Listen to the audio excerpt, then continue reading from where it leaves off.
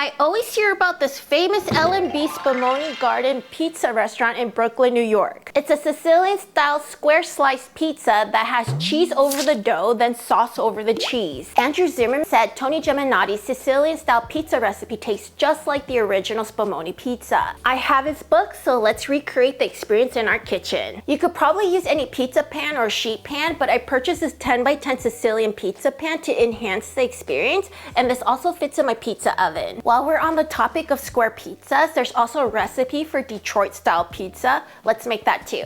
Let's get started. The Brooklyn pizza dough needs preparation a few days prior. It starts with a Poolish. In a small bowl or a container, add pinch of dry active yeast, 47 grams of water, 47 grams of bread flour.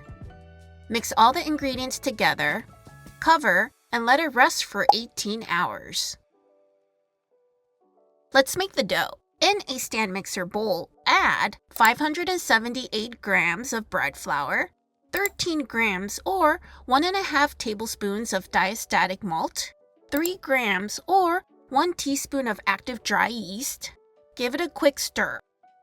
Add 386 grams of water and the Poolish. Mix on low for 2 to 3 minutes or until the dough comes somewhat together. Add 13 grams or 2 3/4 teaspoons of salt. Mix on low for 1 minute. Add 7 grams or 1.5 teaspoons of olive oil. Mix on low for 3 to 5 minutes. We're going to apply a few stretch and fold to the dough. Pull a piece of the dough, fold over, then rotate the bowl and repeat. Cover and let the dough rest for 20 minutes. Flour or oil your working surface. I'm dividing the dough in half to fit my 10x10 inch pizza pan. You can always just keep it whole to make one large pan pizza. Form the dough into balls. I think I put too much oil on my board. Just let me give it a quick wipe. There we go. Place the dough balls in an oiled container. Cover and refrigerate for 24 to 48 hours. It's pizza day! Leave the dough out at room temperature for 1 to 2 hours. Let's make the tomato sauce. We're going to need 17-ounce or 480 grams of ground tomatoes, 8 ounces or 225 grams of hand-crushed tomatoes. I read that ground tomatoes are just tomato puree.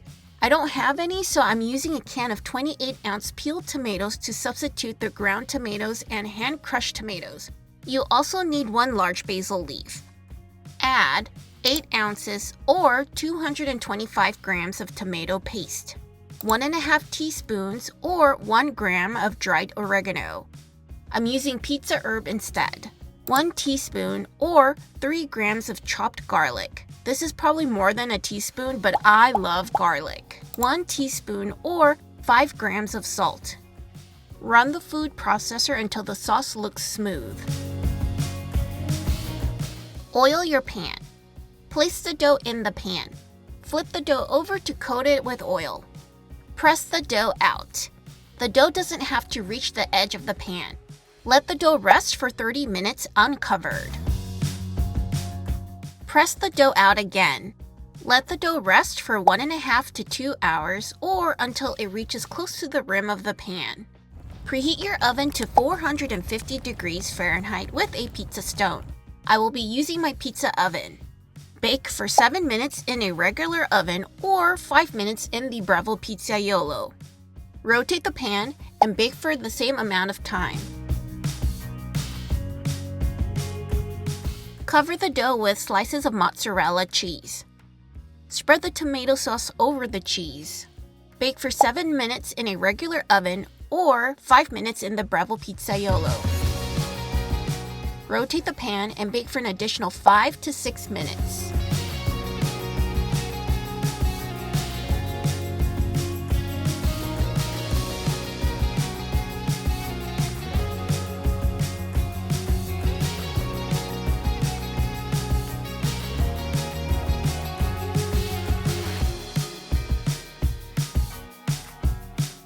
pizza was super yummy. I love the edges with the burnt cheese.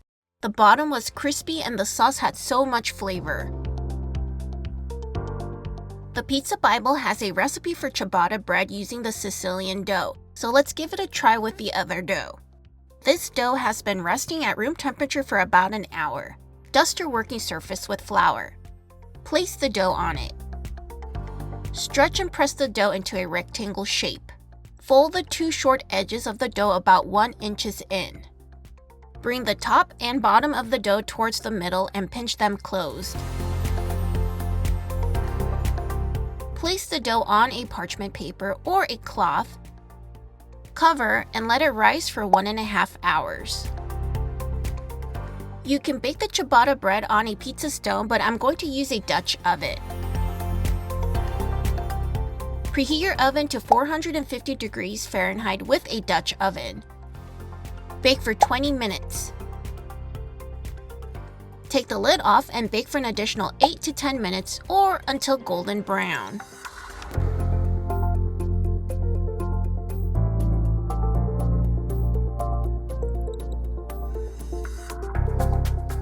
This ciabatta bread was delicious. It had a nice crusty exterior and it was soft in the middle. It would make a great sandwich bread. Now let's travel to Michigan to make the Detroit-style pizza. In a stand mixer bowl, add 453 grams of bread flour, 4.5 grams or 1.5 teaspoons of active dry yeast, 9 grams or 1 tablespoon of diastatic malt. With a dough hook attachment, give the dry ingredients a mix. While the mixer is running on low, add 295 grams of water. Mix for 2 to 3 minutes or until the dough comes together. Add 9 grams or 2 teaspoons of salt. Mix on low for 1 minute. Add 5 grams or 1 teaspoon of oil. Mix on low for 3 to 5 minutes until the dough comes together. Cover and let it rest for 20 minutes. Flour or oil your working surface. I'm dividing the dough in half again for my 10 by 10 inch pizza pan. Shape the dough into balls.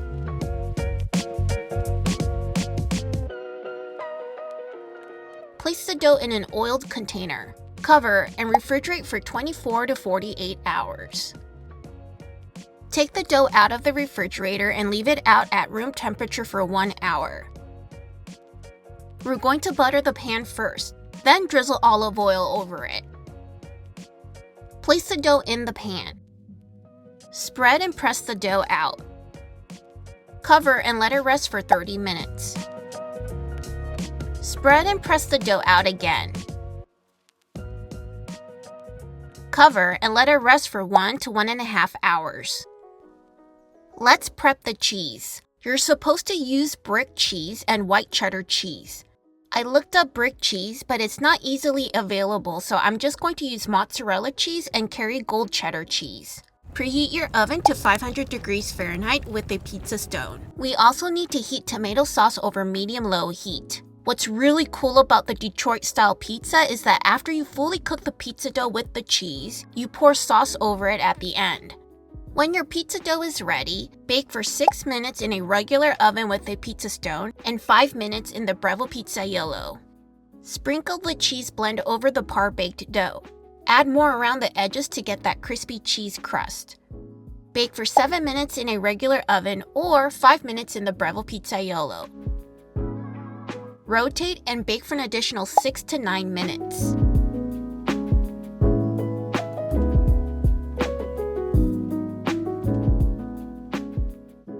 Take the pizza out of the pan and cut into squares. Spread the warm sauce over it. I probably should have spread the sauce a little better, but it was still delicious. The bottom was crispy and I can taste the nuttiness from the sharp cheddar cheese. I made garlic bread with the second dough. I added roasted garlic with olive oil, sprinkled a little bit of that pizza herb, and roasted garlic powder, and some of that cheese. This garlic bread was yummy, but I burnt it. So keep an eye on the pizza and make sure it doesn't burn like mine. That's all the time we have for today. Until another weekend, guys. Bye! I always hear about this famous